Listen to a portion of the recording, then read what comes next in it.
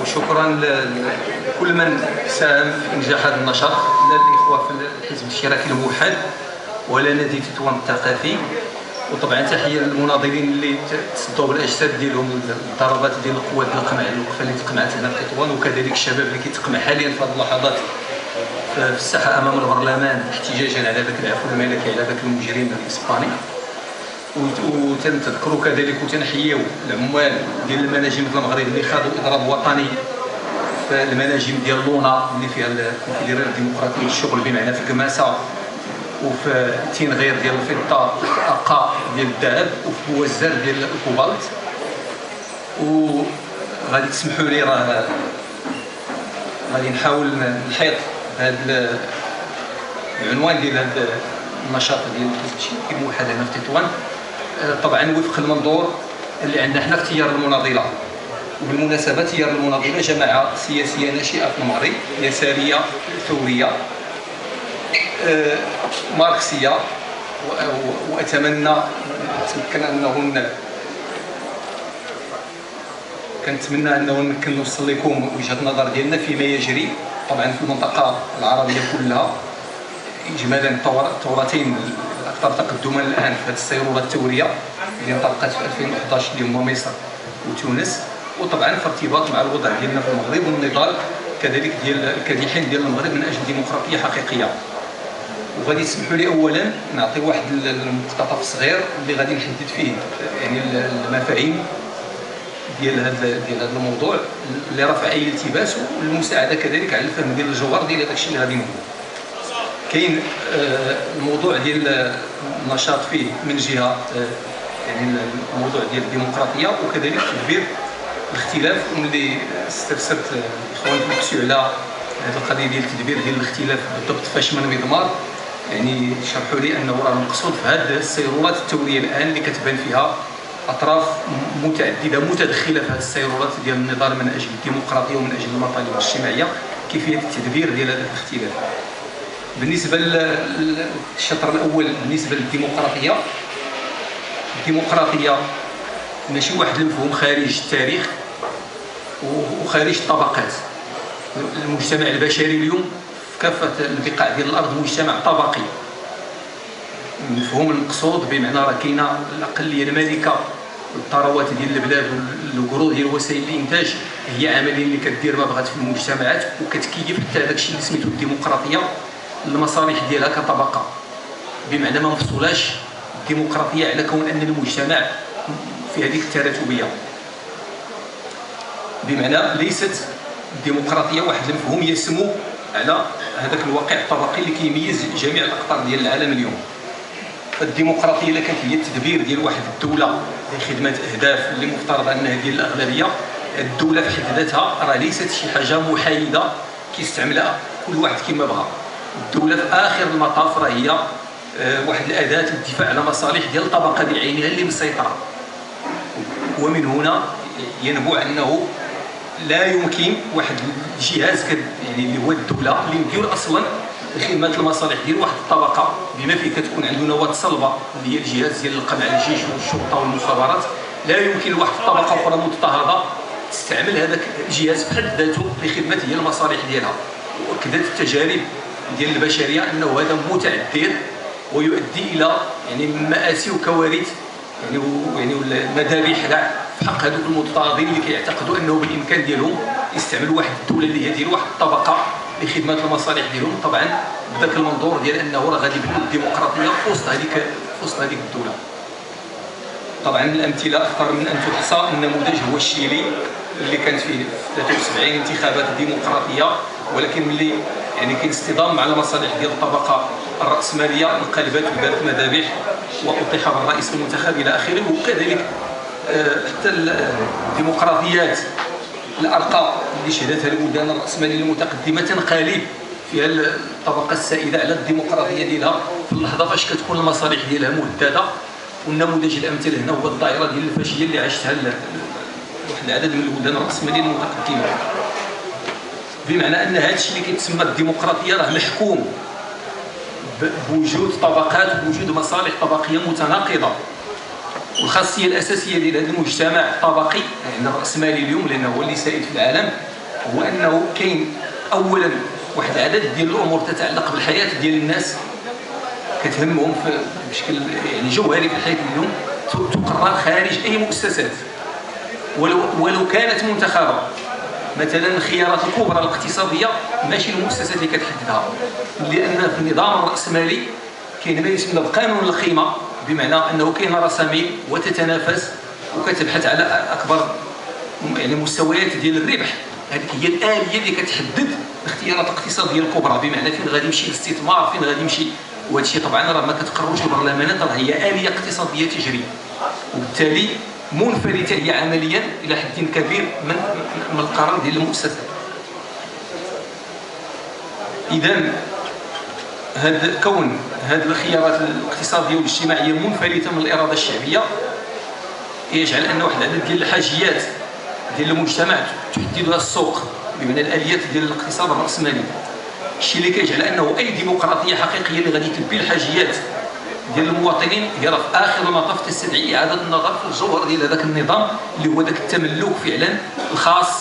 ديال الثروات ديال البلاد الى اخره. بمعنى باختصار راه المجتمع اللي فيه واحد النظام قائم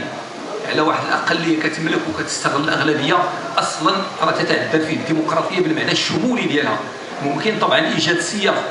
ديال واحد الديمقراطيه سياسيه كتحترم واحد الاراده معينه ديال الناس في حدود معينه، ولكن ديمقراطيه شامله حتى النهايه هي اصلا وبالتعريف متعدله في واحد النظام اقتصادي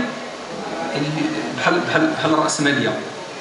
لهذا في اخر المطاف، وهذه طبعا امور استراتيجيه كبيره ماشي اليه الان، ولكن خصنا نفهموها باش نعرفوا فين غاديين بما فيها التسيرات التوريه الان اللي جاريه.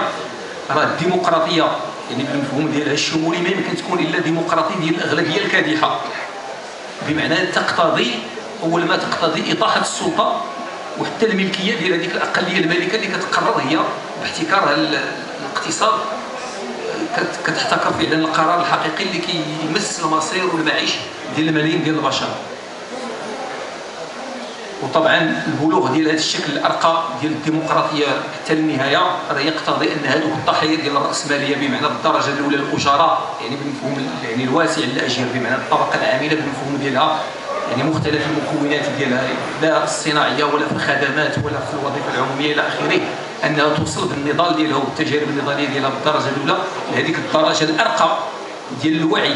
اللي غادي تفهم فيه انه راه المصالح ديالها باش تتحقق وباش تكون ديمقراطيه حقيقيه حتى النهايه راه كتقتضي فعلا القضاء الكلي على هذاك النظام ديال العمل المرجو. وهذه كما كنقول راه امور يعني مشروع تاريخي يعني بعيد المدى. الان التسيرات النضاليه اللي جاريه اعتقد انها ستتقدم بخطى يعني واسعه يعني وكبيره بالمقارنه مع العقود اللي فاتت، ولكن مع ذلك هذه امور مازال جايه في القدام. ولكن في نظري انا توضيحها ضروري باش نفهموا فعلا هذه التسيرات وفين تقدر تطور وفين خصها تطور، وبالتالي حتى حنا كمناضلين فين خصنا ندفعوا الامور تمشي.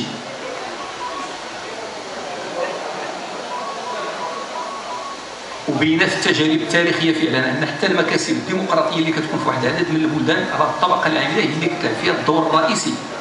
لما كاين اللي تيروج بان راه قيام ديمقراطيه كيحتاج لواحد الطبقه وسطى غادي تدفع بالسيروره ديال القيم الديمقراطيه، راه الطبقه العامله من الحركه الشرقيه في الانجليز الى يومنا هذا هي اللي انتزعت المكاسب الديمقراطيه الكبيره، بما في حزب العمال في البرازيل، بما في التجربه ديال كوريا، بما في جنوب افريقيا. فيما كانت مكاسب ديمقراطيه قويه وشديده كتكون الطبقه العامله وراها. وليس غريبا ان السيرورتين التوريتين الان في المنطقه اللي مشاو ابعد ما يمكن اللي هي ديال تونس وديال مصر تتميزان بالدور الرئيسي والفعال جدا اللي لعبته الحركه العماليه الاتحاد العام ديال الشغل في تونس بالاضرابات اللي نظمها واللي سرعت بالسقوط ديال بن علي، وكذلك الموجه النضاليه العارمه ديال الطبقه العامله في مصر منذ 2006 واللي خاضت فيها الطبقه العامله في مصر اضرابات غير مشهوده في افريقيا منذ عقود من الزمن. اذا هذا باختصار الفهم يعني اللي كنعتبره حنا جوهري للديمقراطيه، ويترتب عنه ان يعني يستحيل بلوغ واحد الديمقراطيه بهذا يعني كامله وشامله من جميع النواحي بالابعاد ديالها الاقتصاديه والاجتماعيه وطبعا السياسيه اولا دون يعني اطاحه السلطه ديال راس المال باش الاغلبيه الكادحه اللي في النواه الصلبه ديال هذه الطبقه العامله تقيم سلطه بديله اللي عندها مواصفات مغايره طبعا للمواصفات ديال الديمقراطيه اللي مؤطره بهذا النظام الراسمالي واللي تسمى ديمقراطيه برجوازيه. وفعلا ليست هناك ديمقراطيه وكفى. دائما الديمقراطيه تيخصها واحد النعت اللي يكمل الحقيقه ديالها. وطبعا حتى ملي كتعطى الانتقادات للديمقراطيه وكنقول ان راه واقفه في حدود اللي هي برجوازيه، راه طبعا وان كانت برجوازيه راه حسن من الاستبداد وحسن من ديكتاتوريات فاشيه اللي هي سافيره الى اخره. وبالتالي راه النضال من اجلها حتى في هذاك الحدود ديال البرجوازيه راه تيكون بدايه الصيروبات ديال تعميق هذاك النضال من اجل الديمقراطيه باش يوصل للمنتهى ديالو اللي هو هذا النموذج ديال الديمقراطيه اللي قلنا، اللي طبعا كتولي فاتحه نحو الانتفاء ديال الطبقات وقيم واحد المجتمع يعني ديمقراطي فيه المساواه بمعنى الاشتراكيه اللي فعلا غتلبي الحاجيات ديال الكادحين الى اخره.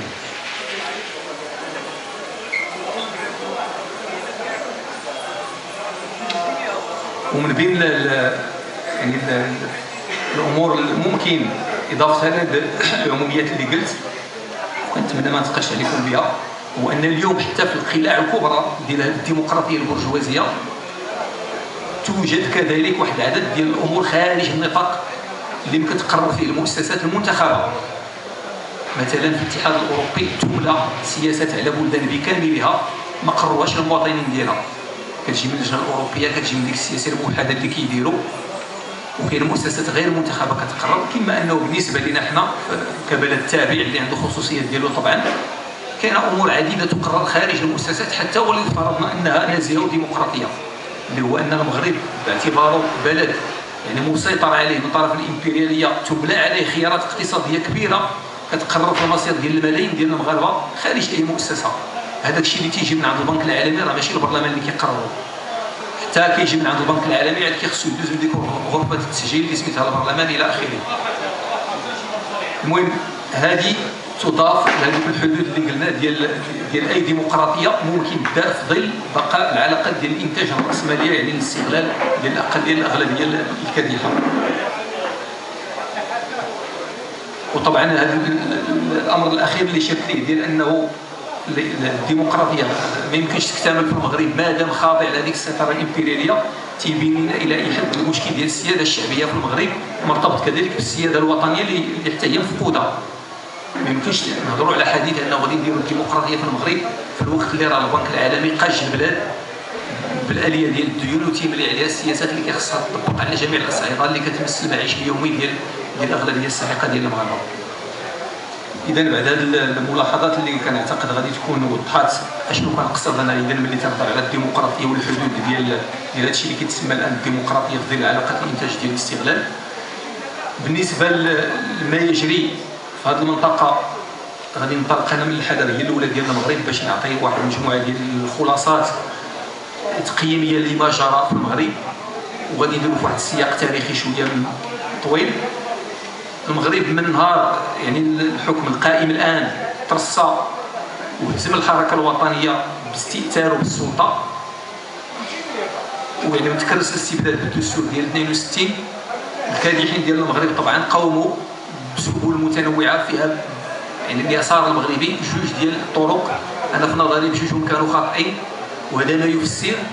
يعني القصور ديال التحقيق ديال الديمقراطيه ولا التقدم نحو الديمقراطيه في المغرب. كانوا مناضلين الاغلبيه ديال المتشددين من هذاك اليسار ديال الحركه الوطنيه، الناس المقاومه وجيش التحرير اللي عاود نتجوا واحد التجربه دوك الطرق القديمه ديال الكفاح المسلح لاطاحه الاستبداد، هي التجربه ديال الاتحاديين اللي حملوا السلاح ضد الملكيه. وتنعتبر ان هذا كان طريق خاطئ وبناء التجربه طبعا الخطا بالفشل ديالو، لانه كان معزول على الجماهير، ماشي حتى يعني الرغبه في اطاحه الاستبداد في الذات اللي كان فيها المشكل بقدر ما في الطريقه. وفي الجانب الاخر بدات بالخصوص من 75 الان ما يسمى بالنضال الديمقراطي، استراتيجيه النضال الديمقراطي اللي حتى هي المشكل الكبير ديالها انها بعيده عن الجماهير، بذاك المعنى ديال انه هذاك المنظور ديال العمل في المؤسسات كما هي والتركيز على العمليات الانتخابيه المتواليه دون تعبئات شعبيه وتوجه للطبقه العامله بالدرجه الاولى اللي عندها القدره ديال انها تقود هذاك النضال باعتبار انها هي اللي كتدبر الاله والاداره ديال هذه الدوله هذه. جعل انه هذاك الشيء ضار في الاخوه وعطى النتائج اللي كيعرفها الجميع. وكنعتقد انا انه هذيك الخلاصه ولات جليه ديال ان هذيك 30 عام ولا 40 عام في اخر المطاف اش عطات التجربه ديال التناوب يعني بالفشل ديالها، وهذا طبعا امر يؤسف له ولكن هذه هي الحقيقه. وعطات كذلك ان اليسار المغربي تاكل طرف كبير منه اللي كان ادوار كبيره في هذه العمليه هذه وفقد المصداقيه وكيخص اعاده البناء ديال واحد اليسار حقيقي في البلاد. هذيك الطريقه يعني تسمات النضال الديمقراطي اللي حاولت نلخص العيوب ديالها الحصيله ديال هذه الطرح هي جليه. ومن حسن الحظ انه جات الحركه ديال 20 فبراير وهذاك الزخم النضالي اللي عاشوه المغرب في 2011 باش يعطي نموذج اخر ديال النضال اللي هو فعلا النضال الجماهيري في الميدان، اللي طبعا راه ما تطورش للمبتغى اللي كنا كناملوا كاملين من البدايه ديال الانطلاقه ديال هذيك الديناميه، ولكن جميع المسببات ديال هذيك الموجه النضاليه راه لا زالت قائمه. تراجع الظرف اللي كاين الان سواء على الصعيد ديال النضال السياسي اللي كانت قادته الحركه ديال 20 فبراير من اجل اطاحه الاستبداد والفساد والحريه ومن اجل الحريه والعداله الاجتماعيه الى اخره. اعيد ان جميع هذيك الاسباب والدوافع ديال داك الشيء ما زالت قائمه، انما تيخص نحللوا علاش بالضبط تمكن النظام انه بواحد السرعه نسبيه يحتوي هذيك الحاله ويستعد المبادره باش نستخلصوا منها الدروس لما سياتي من اندفاعات نضاليه، لان هذيك من باب اليقين الذي لا يرقى اليه شك المغرب مقبل على مواجهه متتاليه ديال النضال غادي تراكم فيها الجماهير بالتدريج في هذيك الاشكال النضاليه اللي ابتدعتها الحركه ديال 20 فبراير وغير يعني حركات نضاليه اخرى من غير الحركه ديال 20 فبراير. وبالمناسبه يجب الانتباه لان المغرب كاين واحد شويه ديال التركيز لا من ناحيه الاهتمام بالمناضلين ولا الاعلام على الحركه ديال 20 فبراير في الوقت اللي شهد المغرب واحد الموجه ديال النضالات موازيه للحركه ديال 20 فبراير هي في العمق ديالها في الاعماق ديال المجتمع اعمق من الحركه ديال 20 فبراير. هذا رايي الخاص اللي نحاول نشرحه. حركه 20 فبراير وليده التاثير ديال هذيك السيرورات الثوريه اللي وقعت في المنطقه، بمعنى شباب مغربي يعني اعجب بما جرى لبن عليه ومبارك ولانه فتحنا عندنا الاستبداد يعني عمل وتمنى انه تخلق عندنا سيرورات نضاليه من هذاك القبيل وتلقوا المبادره ل 20 فبراير. وكان طبعا التجاوب لان المجتمع كان ناضج لهذاك النوع ديال حتى هو متاثر بهذيك الحاله النضاليه اللي كاينه في المنطقه وبواحد المعنى معين هي ظاهره سياسيه بالدرجه الاولى 20 فبراير، لان طرحت في المقدمه ديال المطالب ديالها مطالب سياسيه بما فيه الملكيه البرلمانيه وتغيير الحكومه والدستور الى اخره. ولكن راه بالموازنه ديال هذه كاين واحد ماشي ظهور، هو غير واحد النوع ديال الاندفاع اقوى ديال واحد الموجه النضاليه ديال الكادحين في المناطق المهمشه في المغرب اللي كانت اصلا بدات تقريبا من نهايه العهد ديال الحسن الثاني وعرفت بعد الاواج ديالها في حالات معينه معروفه هي بحال الافني في 2005 و2008 بحال بوعرفه بحال طاطا اللي كانت فيها تعبئه شعبيه كبيره جدا في 2005 على المشكل ديال المجانيه ديال الصحه الى اخره. والامثله اكثر من تعد فيها كذلك الموجات النضالات اللي كانت ضد الغلاء ابتداء من 2006 حتى 2008 نسيقيه ديال مناهضه الغلاء الى اخره. هذه الموجه اللي كانت بدات كتختمر في هذا العلام يعني العلامات ديال هذه الامثله اللي عطيت ملي جا هذاك المناخ ديال 2011 النضالي زادت التقوات وانتشرت ووصلت قطاعات اخرى شعبيه لم تتحرك ربما منذ بهذاك الشيء اللي تحركت به منذ زمان طويل ربما كاع ما عمرها تحركت. والنموذج يعني الابرز من هذاك الشيء هو الموجه ديال الشباب اللي كيطلب الخدمه في الهضبه ديال الفوسفات وفي مدينه اسفي واللي ابتكروا اشكال نضاليه جد متقدمه من ناحيه ديال التجذر ديال كيحبسوا الترانات ديال الفوسفات ما تتحركش، وطبعا تعرضت للقمع شرس وفي نفس الوقت كانت تنازلات ديال التشغيل. اولا كذلك النضالات اللي كانت بدات تململات يعني بالاف ديال الفلاحين المزارعين سواء ديال الزمامره اللي كانوا كينتجوا الشمندر ويعني كتنصب عليهم الشركه ديال لونا اللي كانت هي اللي كتملك الوزن ديال السكر واللي داروا احتجاجات قويه، وكذلك العمال ديال الفلاحين ديال السراغ اللي كان عندهم مشكل ديال الثمن ديال السقي. وهذه ظواهر جديده ديال تحرك فئات اجتماعيه من هذاك القبيل، لانه العالم القروي في المغرب بعد ما بدا كيخرج من هذاك الخمول ديالو التاريخي الناتج على الاضطهاد ديال المخزن تحركات المناطق القاحله اللي ما فيها لا فلاحه لا والو على قضايا ديال الطرقان وفك العزله والخدمات الاجتماعيه الى اخره بحال الامثله اللي عطيت مثلا طنطا ويفني وغيرها. اذا كاين هذا التململ يعني الجماهيري الكبير اللي عاشوا المغرب، واللي كانت فيه كذلك يعني معارك متقدمه كذلك في الخضم ديال هذا الشيء من اجل الحق في الصحه اللي كان في زاويه الشيخ، لدرجه ان المواطنين انتفضت المدينه كلها على المشكل ديال الصحه والتردي ديال الخدمات، لدرجه اغلاق الطريق الوطنيه طيله ايام الى اخره. رغم ان هذا الشيء طبعا راه ظواهر اللي يعني تيوزنها اكثر اللي عاشها عن قرب، لان الاعلام ما تيعطيهاش المكانه اللي كتستحق من حيث التعريف بها، باعتبار طبعا ان الاعلام راه المعظم ديالو ولا كان 90% ديالو راه ديال المخزن، بما فيه الصحافه طرف كبير من اللي كتسمى مستقله راه فاهمه الحدود اللي خص تمشي فيها، وبالتالي ما خصهاش تلعب الدور التحريضي ديال تقول للناس المناطق الاخرين نوضوا راه خوتكم المغاربه نوضوا في جهه اخرى الى اخره. اذا هذاك المخاض الكبير اللي طبعا غادي نكون بكل تاكيد نسيت واحد العدد كبير ديال الامثله الاخرى اللي فيه، بما فيه حتى الحركه العماليه تململت، وبدات العديد من الوحدات ديال الانتاج القطاع الخاص كتنضم للنقابه، واحد العدد ديال القطاعات بدات كتحرك من اجل المطالب ديالها. مثلا العمال ديال سكك الحديد اللي ما داروا اضراب كبير منذ 1995 اللي كانوا تقمعوا فيه مده شهر، بداو كيتململوا في هذاك السياق وداروا احتجاجات ديال هذه الشاره ديال السخط بسهوله او بسرعه، تنازلوا لهم باش يطفيوا هذاك الشيء اللي تكون عنده ذاك المفعول ديال العدوى في قطاعات عماليه اخرى الى اخره. علاوه طبعا على انه كانت ملفات كبيره ديال القطاعات المناضله اللي تسوت بسرعه مخافه ان داك الشيء اللي اتخذ احجام اللي هي كبيره. مثلا في 2010 2009 كان اهم قطاع ديال الوظيفه العموميه اللي خدا نضالات كبيره كانوا هما الوزراء ديال وزاره العدل، لان ما كانش عندهم نظام اساسي كباقي الفئات ديال الموظفين،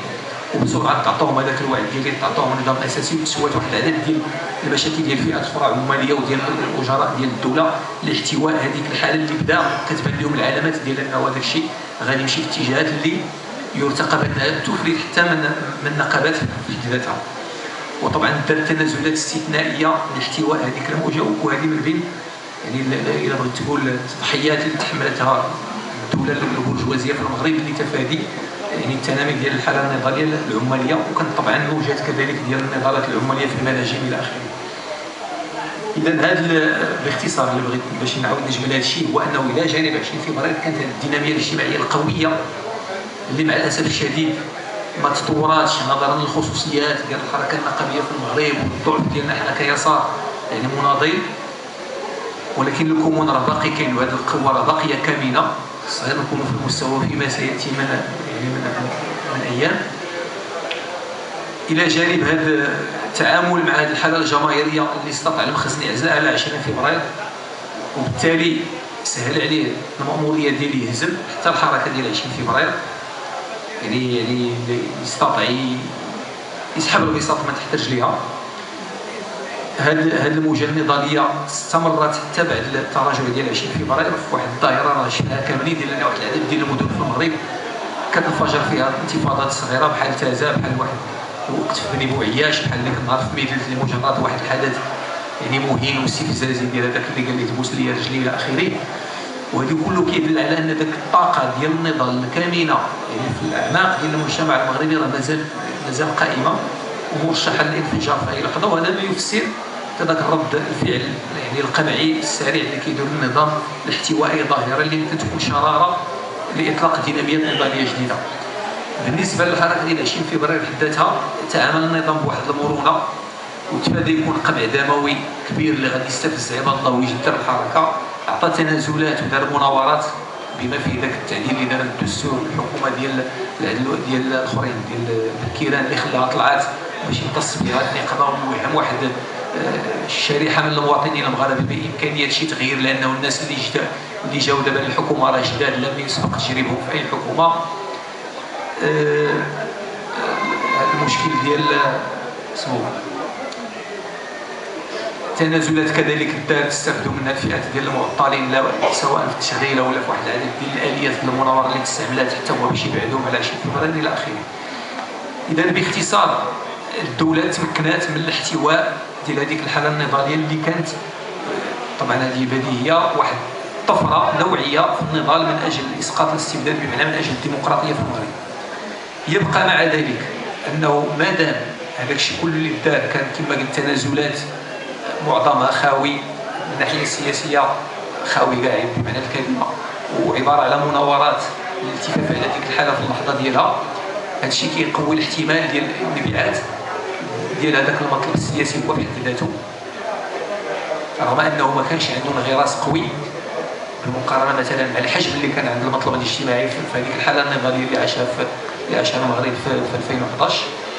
وبالتالي طبعا هذا الشيء كيوضع لك ديال المناضلين الجواب على اشنو هما اليوم الاليات ديال الخدمه بالنظر لهذا الكمون اللي كاين في الطاقه النضاليه فيها الوعي السياسي اللي يقدر ينبعث في اي لحظه، وكذلك هذاك الكمون الاجتماعي، وبالخصوص كذلك كيفاش يتربط بيناتهم بجوج. لانه المعضله الكبيره ديال النضال الاجتماعي في المغرب هو انه مجزأ ومحلي، مجزأ بذاك المعنى ديال المطالب جزئيه كتعلق بمشاكل يوميه مباشره. مازال ما عندناش حركات اجتماعيه كتناضل مثلا على ملفات كبيره على صعيد وطني لدرجه انها توحد جهود وطنيا من اجلها، لا المشكل ديال الصحه ولا ديال البطاله ولا غيره. اذا هذاك المهمه ديال يعني تطوير الحركه الاجتماعيه اللي كاينه ويعني ومد الجسور ولا السير نحو يعني انها تسيس هذه الحركه الاجتماعيه بحد ذاتها، وتلاقى مع الحركه اللي هي محض سياسيه اللي هي النموذج ديال 20 فبراير اللي قادرين نعتبر بديك السميه لا بشي سميه اخرى. هذه في نظري محورين رئيسيين ديال العمل ديال المناضلين في ظل هذه الوضعيه اللي كيعرفها الان المغرب. وطبعا من بين الاسباب الاخرى ديال المحيطه ديالنا اللي ساعدت النظام انه يحتوي هذه الحاله هو انه كان العامل طبعا ديال التاثير ديال الثورات اللي كان في البدايه ديالو تاثير ايجابي يحفز الناس اللي تفاعلوا بقوه مع السقوط ديال بن علي، الهروب ديال بن علي والسقوط ديال مبارك. بدا هذاك المفعول يعني التاثير الايجابي ديال هذيك الموجه النضاليه والحافز الحفاز بدا كينقلب للضد ديالو، اللي بدا كيبان للمواطنين يعني القاعده العريضه ديال المجتمع انه راه ولات المساله فيها اساله دماء، والانتفاضه الشعبيه في ليبيا تحولت الى حرب اهليه فيها القتلى، كذلك الوضع تطور بسرعه في سوريا في نفس الاتجاه الى اخره. وبالتالي ولات هذيك النماذج اللي تيشوفوها المواطنين يوميا في القنوات الفضائيه كتنفر المواطن من انه يزيد يقلب على واحد التغيير سياسي في البلاد مخافه يفقد واحد الحاله كتعتبر ديال الاستقرار، ديال انه حنا ما بغيناش نوصلوا لذاك المستوى اللي وصلنا في ليبيا ولا في سوريا الى اخره. وطبعا هذا الحفاز اللي انقلب الى عامل منفر راه ممكن الان مع التشدد ديال الموجه الثوريه اللي كاينه في تونس وكذلك في مصر يعاود يلعب هذا الدور الايجابي. ويجب كذلك ان لا نستبعد التاثير ديال صيرورات نضاليه اخرى تجري حتى خارج هذا المحيط، الفضاء اللي حنا قراب ليه بزاف اللي هو الفضاء ديال المنطقه العربيه. وكنقصد على انه راه كاينه واحد العدد ديال البلدان الراسماليه اللي فيها ازمات يعني شديده يعني التفجريه بحال اليونان مثلا، بحال هذا الوضع يعني الكارثي من الناحيه الاقتصاديه والاجتماعيه اللي وصلت اسبانيا والبرتغال. وهذا الشيء بدوره بالنظر لخصوص التاثير اليوم اللي كاين عند الوسائل ديال الاعلام يقدر يعطي افاق اخرى لهذه الصيرورات النضاليه اللي كاينه في المنطقه العربيه. بمعنى اخر كما ميدان التحرير كان نموذج بالنسبه للمحتجين في الولايات المتحده الامريكيه وعطى واحد الزخم كبير للحركه ديال الساخطين اللي شهدتها واحد العدد ديال البلدان من الحواضر الامبرياليه، وداك الشيء اللي شفنا في تركيا، وداك الشيء اللي كاين مؤخرا في البرازيل من احتجاجات جماهيريه كبيره. كذلك ممكن هذيك البلدان بدورها تولي كتاثر بالنموذج ديالها على المنطقه العربيه. اذا حنا على العموم سواء في المغرب ولا في هذه المنطقه مقبلين على واحد النوع ديال التطور في نظرنا غير مسبوق لهذه الصيرورات النضاليه، ما عدا طبعا الى القوى المعاديه لهذه الصيرورات تدخلت بطرق اللي تقدر استثنائيه تقدر تحتوي بها هذا الشيء اللي كيوقع. وباش نوضح الفكره مثلا الوضع في مصر اعتقد انه في نظري دابا هذا الحاله لاش وصل، لانه المناضلين من اجل الديمقراطيه ما عندهمش القدره يدفعوا هذاك النضال حتى النهايه ديالو، لان المعضله الكبيره في مصر اليوم رغم القوه النضاليه اللي كاينه ورغم الحركه العماليه النقابيه القويه ما كاينش حزب يساري اللي فعلا حامل هذوك التطلعات الديمقراطيه ديال الناس والمطالب الاجتماعيه ديالهم اللي يلعب دور قائد في هذه الديناميه النضاليه. بمعنى الجماهير ها هي فعلا في الميدان في الشارع، هي كتناضل باشكال وكتبتكر اشكال يعني متقدمه باستمرار متزايده في التقدم ديالها. ولكن مع ذلك قوة